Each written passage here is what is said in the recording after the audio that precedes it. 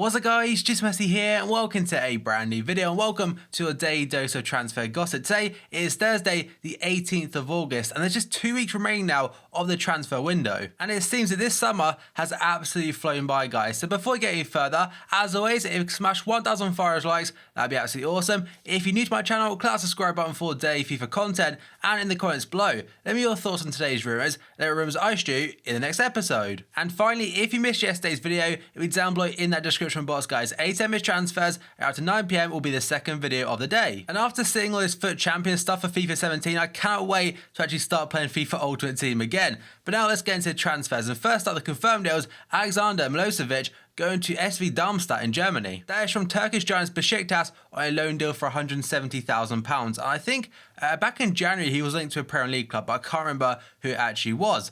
Now moving to the second player, Emil Jedinak going to Aston Villa. It has been rumoured for a while now, but he's joined them for an undisclosed fee from Crystal Palace, so it's quite a good signing for them and good level for the Championship. Now we move on to Jonny Gomez going back to Wigan after a few years. That is from Sunderland on an undisclosed fee on a 1-year contract, so I'm assuming the fee really isn't too much. Now we're going to a really good silver tots card. That is going to be Bastos going to Lazio. That is from the Russian team Rostov for £5.53 million. So going to Serie A automatically makes him so much more usable. Because this FIFA 16 card right there was really hard to put into teams because there wasn't many, I think it's Angolan players in the Russian league and Rostov's players weren't too great either. So it could be a very cheap and overpowered silver centre back on FIFA 17 or potentially a very low rated gold is absolutely cheap as chips. Now we go on to Jose Sousa going to AC Milan from Besiktas. He cost them £6.38 million from the Turkish club and is actually a really good card on FIFA again. I've never actually seen him in real life, but I think he used to play for Bayern Munich. Well, I'm pretty sure he did because the picture that AC Milan tweeted out confirming this signing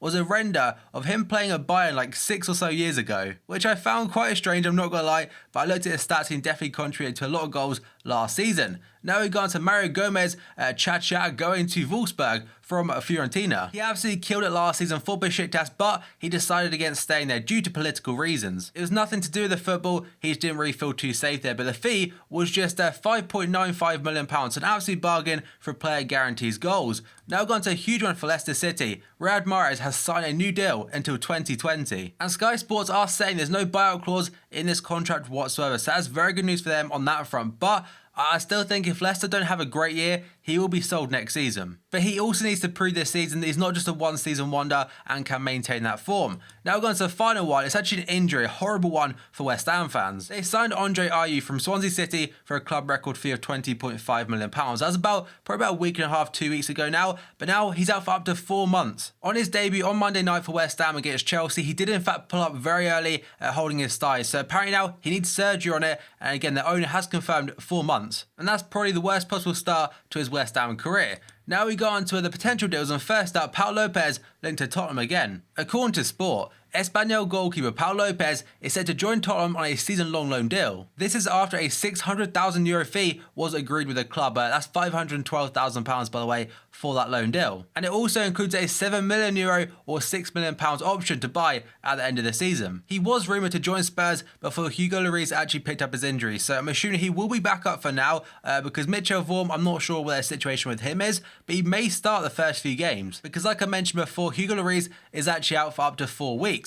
Now we're going to the second player today, Nkudu. Apparently this deal is back on now. Sky sources understand the deal to take George Kevin Nkudu from Marseille to Tottenham has been resurrected. The transfer had appeared to be off last month due to boardroom changes at the Ligue 1 club, as well as the structure of the payments. Now it seems a move could happen after all, with one source going as far as saying the clubs are close to striking a deal. The rumour last time said that it's £10 million. I think Inter would also go to Marseille in the opposite direction and have a buyout clause as well. Now we go on to James McCarthy linked to Sunderland. According to the Chronicle Live, Sunderland are interested in signing Everton's James McCarthy as well as Aston Villa's Jolan Lescott. No fee has been mentioned for either of them, but I honestly think Jolan Lescott would definitely be taking a step in the wrong direction because that guy was horrific last year for Aston Villa. And they may also face competition from Rangers who are currently linked to him. And I think Leeds as well. Now we go on to Diego Roland linked to FC Schalke, and the source today is going to be built in Germany. And the article says that Schalke plan to use some of the Leroy Sané cash to sign €10 million rated Bordeaux forward Diego Roland. I think I've only ever seen him play twice, and that was both against us last season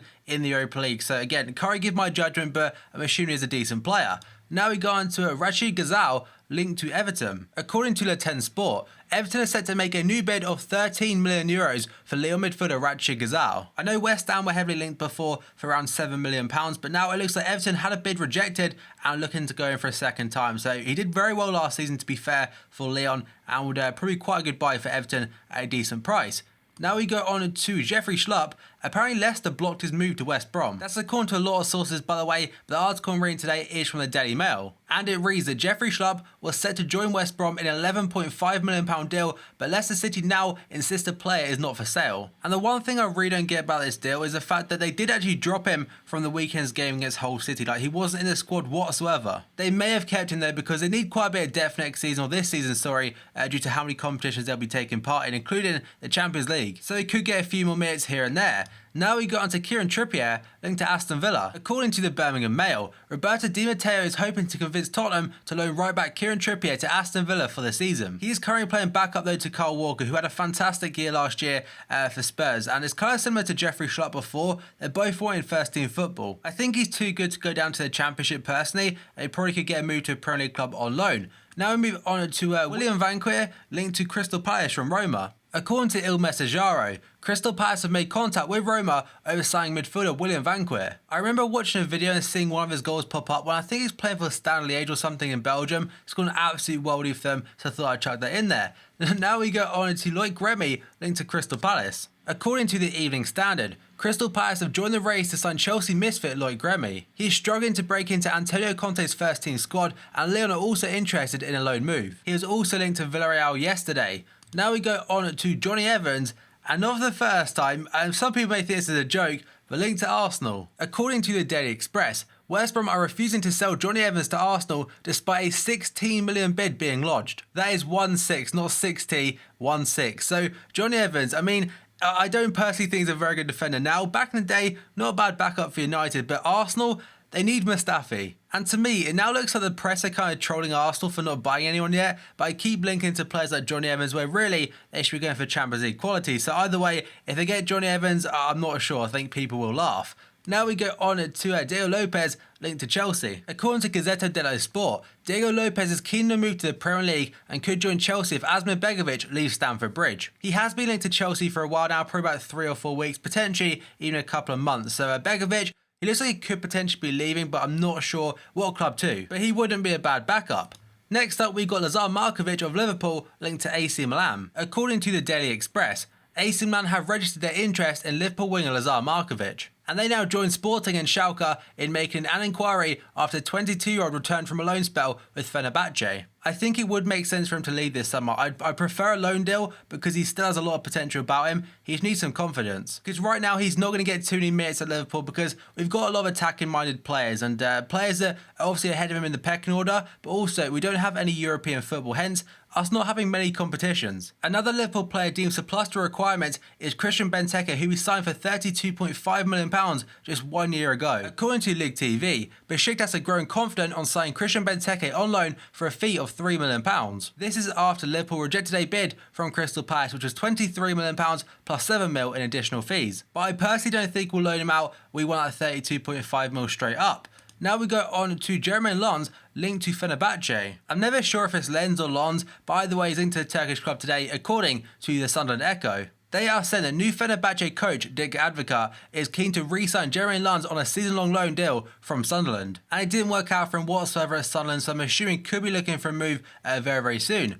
Now we go on to Marouane Fellaini linked to Galatasaray. According to MyNet, Galatasaray have launched an audacious bid to sign Marouane Fellaini on loan after missing out on first-choice target Lucas Leiva. The United player, however, is not convinced by the move. And just like us with Benteke, I'm assuming United would want to get rid of him on a permanent basis. Now we move on to Fabinho linked to United. According to Marca, Manchester United are ready to test Monaco's resolve with a £13 million bid for right-back Fabinho, with Matteo Darmian prepared to be sold, and he was linked to United early this summer.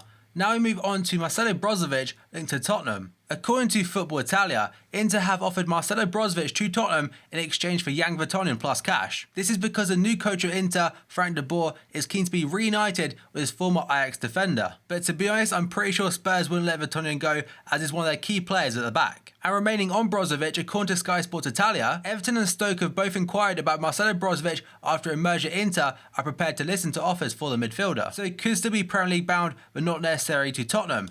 Now we move on to Jose Maria Jimenez, linked to Arsenal. So Arsenal are in talks with Atletico Madrid over defender Jose Jimenez, but his £40 million valuation could be a stumbling block for the club, according to the Daily Mail. The Gunners are desperately short of centre-backs, with Lauren Koscielny, Per Mertesacker and Gabriel all sidelined, and only youngsters Callum Chambers and Rob Holding currently available in the position. The 21-year-old is thought to have a release clause in his contract of around £56 million, and he made 37 appearances under Diego Simeone last season. So Arsenal now linked to him, Mustafi and also Jonny Evans, so Jonny Evans will be the man they get. Now we go on to Cesc Fabregas, and apparently he's been snubbed by 4 massive clubs. According to Calcio Mercato, Real Madrid, Barcelona, Paris Saint-Germain and Juventus have all turned down the chance to sign Chelsea midfielder Cesc Fabregas. Yes, they apparently said that he wants to stay at Chelsea, but could it be the fact that he's been rejected by all these clubs already? That's why he wants to stay. Obviously we'll never know, but if he was actually offered to all 4 of them clubs and all 4 said no, I mean it's not great news for Fabregas. Now we move on to Alfonso Areola, linked to Barca. According to Sport, Barca are lining up a move for Paris Saint-Germain goalkeeper Alfonso Areola as a possible replacement for City-bound Claudio Bravo. That is literally all it says for now, but he was on loan to a Spanish club last season in Villarreal, so has experience in that league. So Barca could have him as a backup or potentially Diego Alves from Valencia. Now we move on to Koulibaly, again linked to Chelsea. The Daily Telegraph has said that Chelsea have launched a new bid for Napoli defender Kalidou Koulibaly in what is likely to exceed the club record £50 million they paid for Fernando Torres in 2011. And apparently that bid is £60 million, so if Napoli, they don't want to part ways with Koulibaly, so a big fee may be what it takes. Well, that's what it definitely will take. Now we go on to Joe Hart, linked to Sevilla and also Borussia Dortmund. Man City goalkeeper Joe Hart would consider a move abroad to play first-team football this season, according to Sky sources. Sky also understand that the English international goalkeeper will leave City before the close of the summer transfer window. Sevilla and Borussia Dortmund are currently understood to be interested in Joe Hart, while Everton are also monitoring the 29-year-old situation, as Ronald Koeman is keen to strengthen his goalkeeping options before August the 31st. And The Guardian is saying that Pep has actually planned this Joe Hart stuff since February. Ever since he's announced as Man City boss back in February, apparently he's looking for a new goalkeeper, and Claudio Bravo is looking to be that man. And now finally, according to Sky Sports Italia, Paris Saint-Germain midfielder Matuidi has agreed to join Juventus on a 4-year deal. There has been no fee mentioned whatsoever, but apparently before I read that £50 million would get him, so it's a massive fee, but it would be the replacement for Paul Pogba. I mean, their team is great as it is, and this guy would make it even better. And apparently they're ready to sell Lamina and also Pereira to Premier League clubs, so they'll probably get over £30 million for the 2 of them, and that would cover over half, a majority at least, of Matuidi's fee. Right guys, there has been all today's potential transfers as well as the confirmed stuff at the very beginning. So as always, if you enjoyed this video, smash the like button. 1,000 fire likes would be absolutely awesome. If you're new to my channel, click that subscribe button for daily FIFA content. In the comments below, let me know your thoughts on today's rumours I should do in the next episode. And if you missed yesterday's video, it's down below in that description box. 8 AM transfers, and after 9 PM is the second video of the day. So thank you for watching this video, and I'll see you next time.